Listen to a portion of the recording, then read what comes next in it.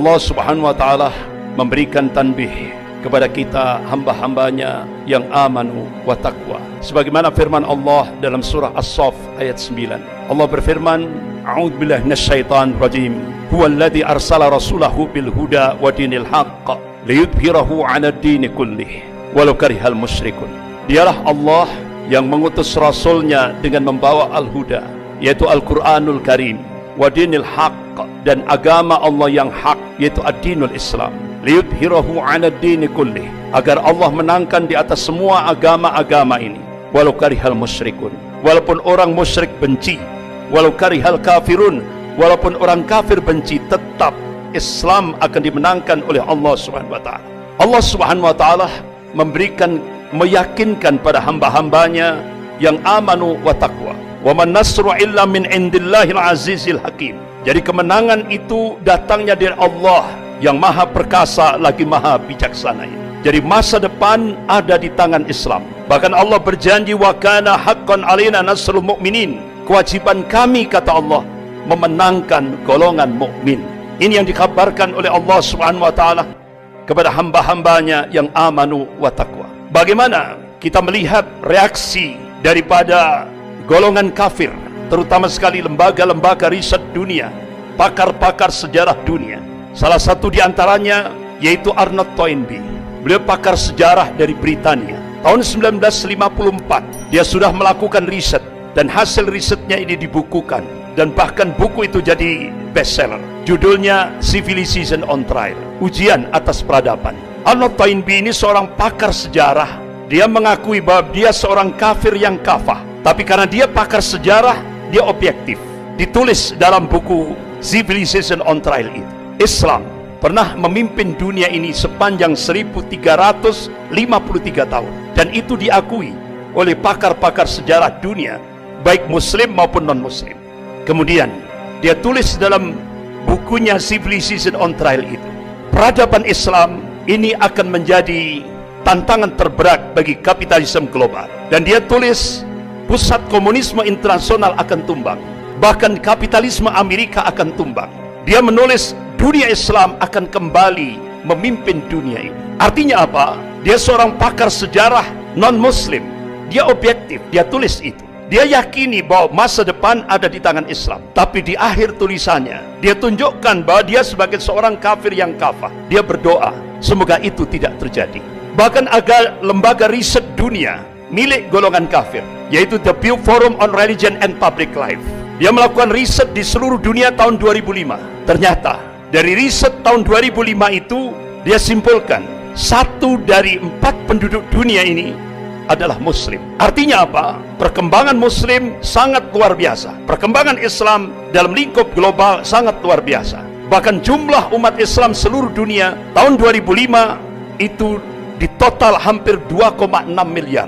Akhirnya dia melakukan riset lagi, perkembangan dunia Islam 2010 sampai 2050. Hasil risetnya dipublish. Jadi diprediksi 2010 sampai 2050 perkembangan umat Islam akan naik drastis 73%. Bahkan dia publish hasil risetnya, Eropa akan muncul 50-50, 50% muslim, 50% non-muslim. Bahkan Kardinal Republik Ceko, jadi di bawah Paus, Kardinal Republik Ceko memberikan statement di media internasional, Islam masuk Eropa dengan kekuatan spiritual, dan itu benar-benar mengagetkan seluruh dunia. Jadi ternyata terjadi syahadat massal besar-besaran di kawasan Eropa. Asyhadu an la ilaha illallah wa asyhadu anna Muhammadan Rasulullah.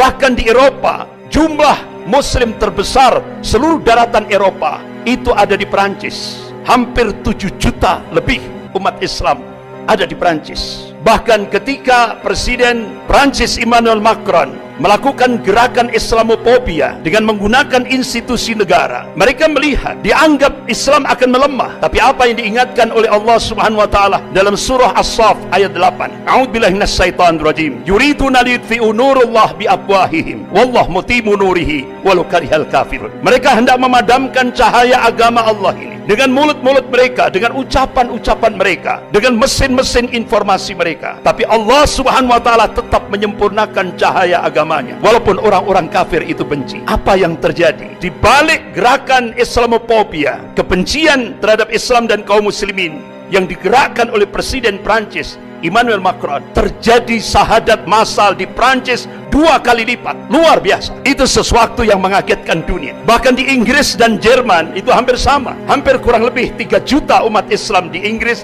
dan kurang lebih 3 juta umat Islam di Jerman. Bahkan hampir 20 gereja di Inggris dijual. Dan salah satu di antaranya, ada satu gereja katedral di pusat kota London. Itu dibeli oleh salah seorang tokoh muslim yang dulunya dia musisi pop dunia, Kit Stevens. Alhamdulillah, Allah berikan hidayah, berubah namanya menjadi Yusuf Islam. Jadi gereja katedral yang terbesar di pusat kota London itu dibeli oleh Yusuf Islam dan dirubah jadi Islamic Center, dan sekarang benar-benar menjadi pionir di Inggris, di kota London. Bahkan di Inggris juga banyak wali kota muslim. Luar biasa. Jadi perkembangan Islam luar biasa. Bahkan di Argentina yang kita belum pernah tahu, di sana ada perkembangan Islam luar biasa. Ada 750.000 kaum muslimin. Bahkan di pusat Katolik dunia, di Italia, di Vatikan, Roma, beberapa waktu yang lalu sudah diresmikan masjid terbesar untuk menampung hampir 1 juta kaum muslimin, yaitu di Roma, Vatikan. Luar biasa. Jadi perkembangan kaum muslimin, benar-benar apa yang dilakukan riset oleh The Pew Forum on Religion and Public Life, ini sebuah realitas, sebuah fakta. Jadi diprediksi 2010 sampai 2050 peningkatan jumlah kaum muslimin diprediksi 73%. Bahkan lembaga riset dunia The Pew Forum on Religion and Public Life memprediksi 2070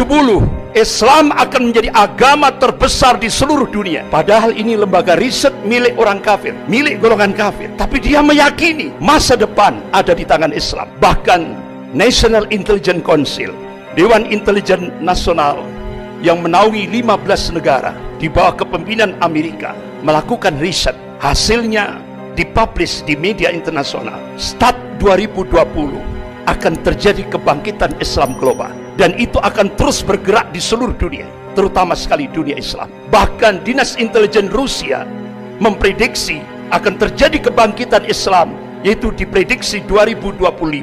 Rasulullah SAW mengabarkan kepada umatnya, qala Rasulullah SAW, innallaha yab'atsu li hadhil ummah ala ra'si kulli mi'atin sanatin may yujaddidu laha dinaha. Rawahu Abu Dawud. Rasulullah mengabarkan, sesungguhnya Allah akan memunculkan, akan membangkitkan di tengah-tengah umat ini dalam setiap penghujung 100 tahun, yaitu seorang al-mujaddid, pembaharu di dalam agama ini. Imam Ahmad rahimahullah, beliau mencoba untuk mencari hadis-hadis sahih dalam kutubus sittah. Masya Allah, dengan matan hadis yang sama beliau cari dalam kutubus sittah. Alhamdulillah, beliau temukan hadis-hadis yang sahih ini. Beliau pelajari, beliau teliti, beliau kaji secara dalam. Akhirnya beliau mengambil satu khulasah, kesimpulan. Mujaddid yang pertama, yaitu Khalifah Umar bin Abdul Aziz rahimahullah, yaitu cucunya Khalifah Umar bin Khattab radhiyallahu anhu. 100 tahun lagi, mujaddid yang kedua, gurunya Imam Ahmad, yaitu Imam Syafi'i rahimahullah. Kemudian 100 tahun lagi, jawabannya wallahu a'lam, hanya Allah yang tahu. Beberapa ulama-ulama dunia, salah satu di antaranya yaitu wakil sekjen Rabithah Ulama Palestina di Bilad Syam, beliau adalah Syekh Dr. Abu Bakar Al-Awawidah. Selama di penjara Israel, beliau mencoba melakukan riset dengan pijakan Al-Quran dan As-Sunnah dan kitab-kitab yang ditulis oleh ulama-ulama Ahlus Sunnah. Akhirnya beliau mengambil satu kesimpulan, insya Allah kalau beberapa ulama-ulama Ahlus Sunnah melakukan hitungan matematis, dan itu hijriyah, tapi dicoba dimasehikan, insya Allah akan terjadi Sofatul Islamiyah itu 2024, berarti kurang 3 tahun lagi. Tapi semuanya wallahu a'lam, hanya Allah yang tahu. Dari hasil kajian ulama Syekh Dr. Abu Bakar Al-Awawidah ini, akhirnya apa yang terjadi? Ketahuan oleh tentara Israel, oleh polisi Israel, sehingga di penjara Israel Syekh Dr. Abu Bakar Al-Awawidah kedua matanya disinar sampai buta, fisiknya disiksa, dengan cara-cara yang sangat biadab. Sampai akhirnya beliau selesai masa tahanannya. Qadarullah, begitu selesai masa tahanannya, beliau bercita-cita ingin menyampaikan hasil risetnya kepada umat Islam di Indonesia ini. Qadarullah, akhirnya Allah mudahkan perjalanan beliau dari Palestina menuju Indonesia. Tepat bulan Juli 2015, beliau diterima di Masjid Jogogarian, Yogyakarta. Beliau sampaikan hasil risetnya. Insya Allah, berdasarkan nas-nas syar'i, Allah Subhanahu wa Ta'ala akan memunculkan pemantik awal kebangkitan Islam global dari arah timur. Kata beliau, insya Allah dari Indonesia. Akhirnya sampai beliau meneteskan air mata dengan suara yang terbata-bata. Wahai umat Islam Indonesia, genapi syarat-syaratnya supaya kalian layak dipilih oleh Allah menjadi pemantik awal kebangkitan Islam global. Yang puncaknya, puncak kemenangan Islam di akhir zaman sebagaimana yang ditakdirkan oleh Allah Subhanahu wa Ta'ala. Rasulullah mengabarkan, qala Rasulullah sallallahu alaihi wasallam bi Baitul Maqdis wa akna fi Baitul Maqdis. Ini hadis sahih rawahu Ahmad. Jadi pusat kemenangan Islam di akhir zaman Allah takdirkan di Baitul Maqdis dan di sekitar Baitul Maqdis, Palestina, bukan di Mekah, bukan di Madinah. Inilah yang dikabarkan oleh Rasulullah sallallahu alaihi wasallam dan satu hadis sahih rawahu Ahmad. Tapi pemantik awal itu diharapkan akan muncul dari arah timur, yaitu Indonesia. Bahkan terjadi istimewa ulama seluruh dunia. Semua berdoa, mudah-mudahan Allah jadikan Indonesia menjadi pemantik awal kebangkitan Islam global. Dan itu diprediksi 2024.